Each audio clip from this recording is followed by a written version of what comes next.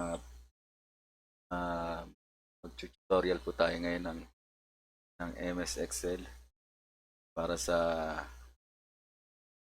formula, yung sa total, yung sa date, sa filter. So bago natin simulan, huwag niyong kalimutan i-subscribe ang aking YouTube channel. So, subscribe niyo po yan at like, mag-comment, mag-share, at i-open niyo po notification bell.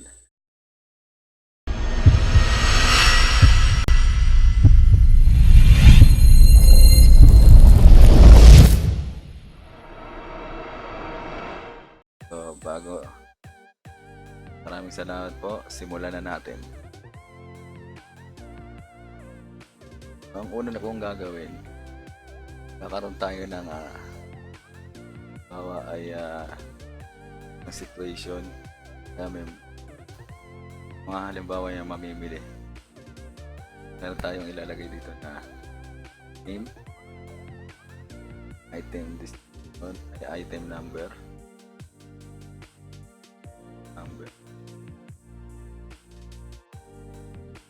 description. Double click nyo na para umayos. Quantity, quantity, cost, at total.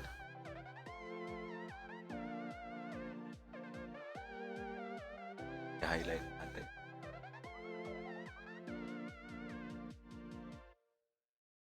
Okay. Lalagyan natin ng name, name code na pinili.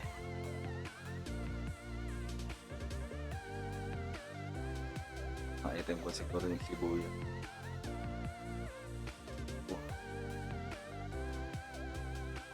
Yan ang 5, yan ang 3. Sibuyas ay nagkakahalaga ng 150. So, po naman mark ng bawang, yan ang 2, ito ay 3. Si Arnel, yan ang patatas, ito ay piso. Nasa na natin bawa naman, pili ulit si Mark ng tulad ng bilihan, tas 3 ulit ang cost price ay 150. So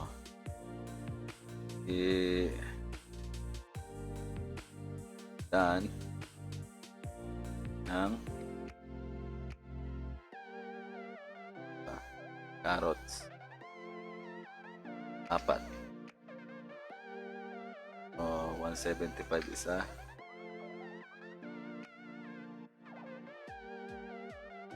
biel, bili ng tao, ay tali, natin 2 tali, 4 isa. So ngayon, para magka-total to, so ng total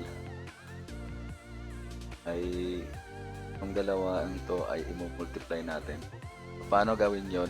Ganito lang, ito lang x ay equals, open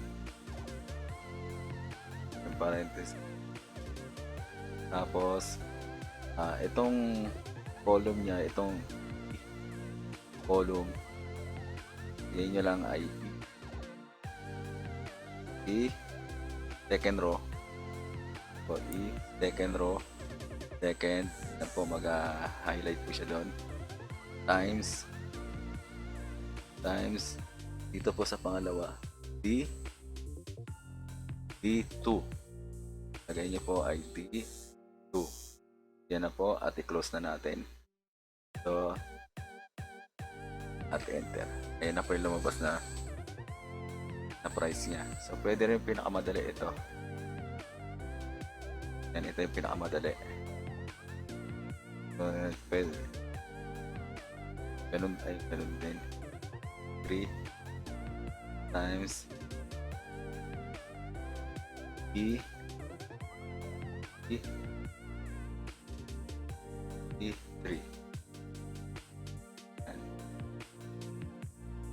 Ito naman equals ulit, equals open 2 times yan nga pala 2 ito pala, itong column na to plus 4 row times D4 close natin. Tama ba? So, equals ulit natin. Ulitin nyo lang yung ginagawa nung una hanggang sa matapos. Ulit. So, 5 row times D5 close. Para maging madali ulit yon, lagi lang hold nyo lang yung arrow, yung mouse nyo dun, alabas na yung niya, total nya. So yan na yung pinaka total ng yung pinamili ng bawat isa. So ngayon nalagay tayo halimbawa dito total. Ito yung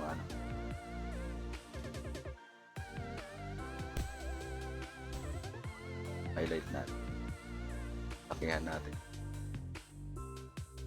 para makita nyo yung total na itong lahat.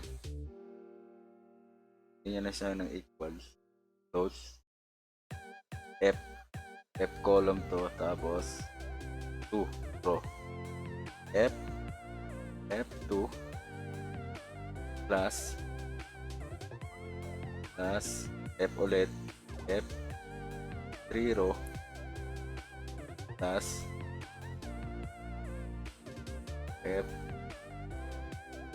F4 plus F15 plus F6 plus F7 close natin. Yun na po yung total ng ating mga pinamili. So, kung magbago man ito, automatic na rin po magbabago yung total. Ganito, kunyari ito pinalitan natin ng 5, 7 na yung mapapalitan yan, automatic po siyang nagbabago. So gagawin natin 4, automatic din magbabago. So yan po yung ating tutorial para sa paglalagay ng total ating mga item na to. Mapadali yung ating ginagawa.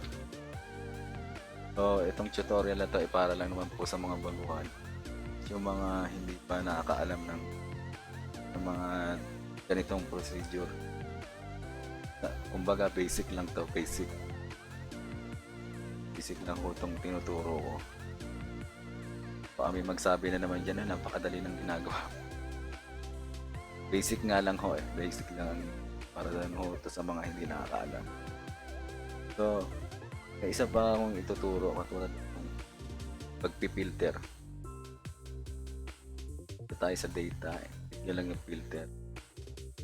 Bawa sinabi ng boss nyo na kailangan ko ng nung item number na 1001 lang, kung sino yung mga bumili.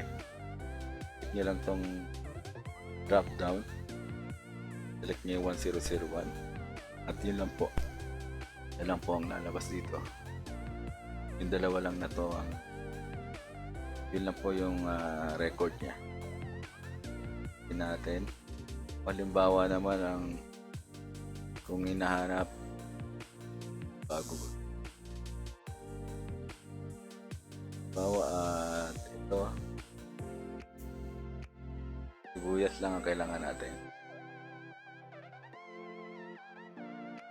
2 tao lang po yung nakabili ng sibuyas. So yun lang po aking ituturo sa ngayon. Sa susunod na tutorial ko, magtuturo ulit ako kung paano yung paglagay ng password o kahit ano man ang maisipan ko. So, huwag niyong kalimutan ulit na mag-subscribe sa aking channel, na mag-comment kayo kung ano, tapos share niyo at notification bell.